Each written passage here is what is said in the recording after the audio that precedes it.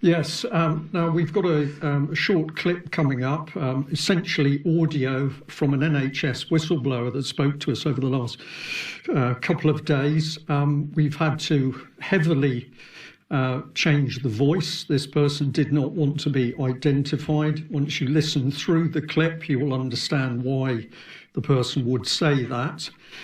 So some of it is quite difficult to hear, but we've put a transcript of what's being said on screen.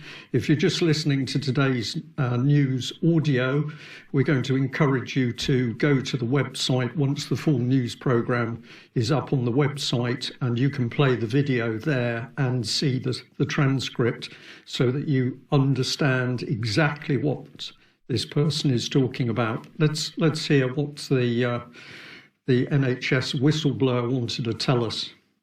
A few things you definitely need to know. I calculated the average daily death rate after the vaccine and before the vaccine for a target group, which was 80 and above, who have got 2/3 of them have now got the vaccine. So the death rate, the average daily death rate has gone up 81% in that age group compared to the month before the vaccine and the months after the vaccine. So that's point one. Why is it happening?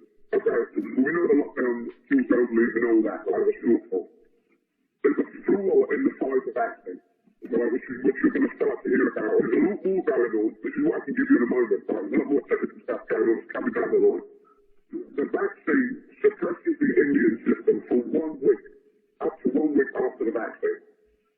So when you get it, that week after it, you're very susceptible to getting an infection.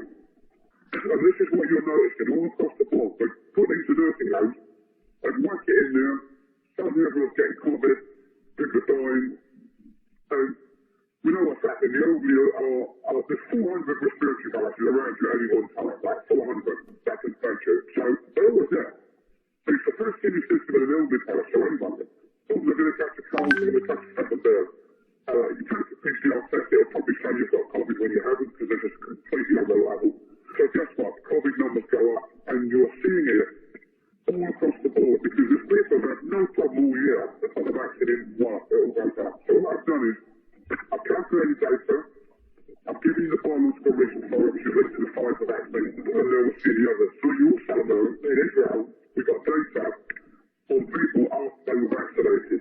And the death rate, the infection rate in people after they were vaccinated in Israel was 730% higher than the people in the background who would normally just get infected.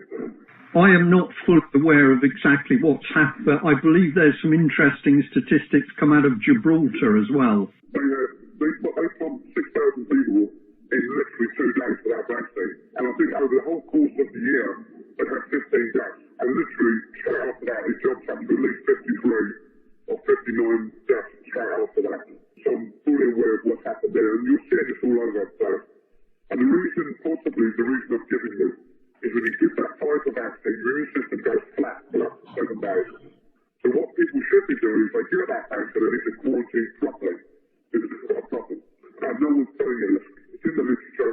What this is a problem of is a problem of they shut down the capacity of the NHS, and then basically like this would have been nothing for the 1950s NHS. Whether they call the 1960s or 70s, whether there's massive capacity to do this. So they're keeping the capacity low, which creates the false illusion you've got panic.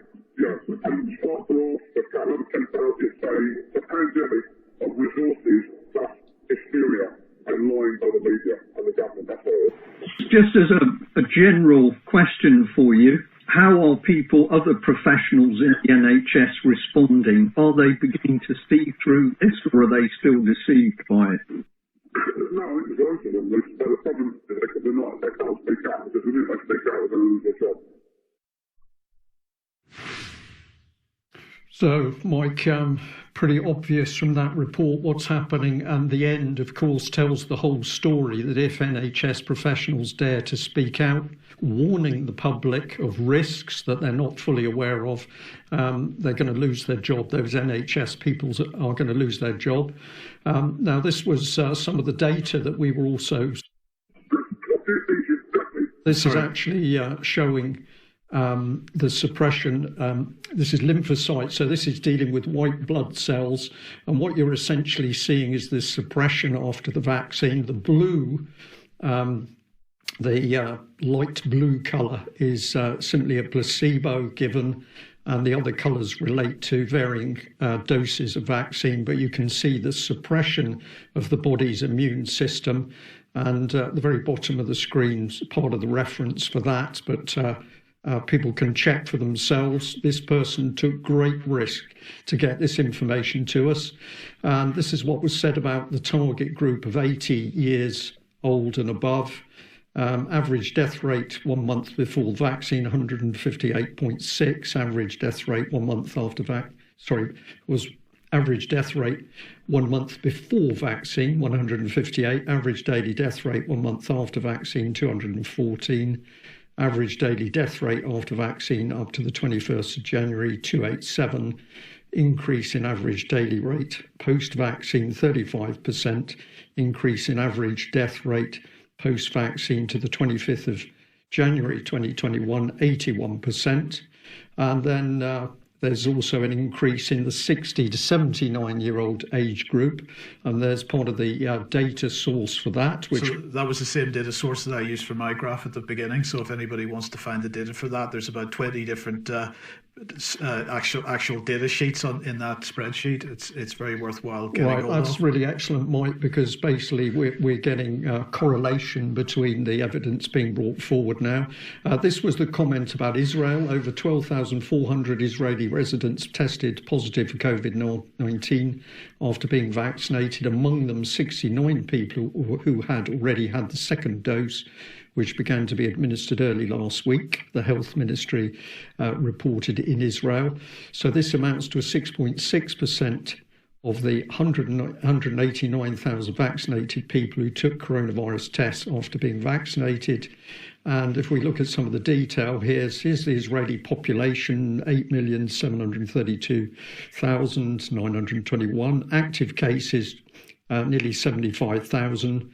Post-vaccine group infection rate 6.6, background active infection rate 0.85%, and the vaccine group had a 776% increased COVID infection compared to the background active infection. And there's some source there, but there was other material provided. So I think a very serious report. And the key thing is that we know that the government and the Department of Health and the MHRA are simply not reporting on these dangers to the public.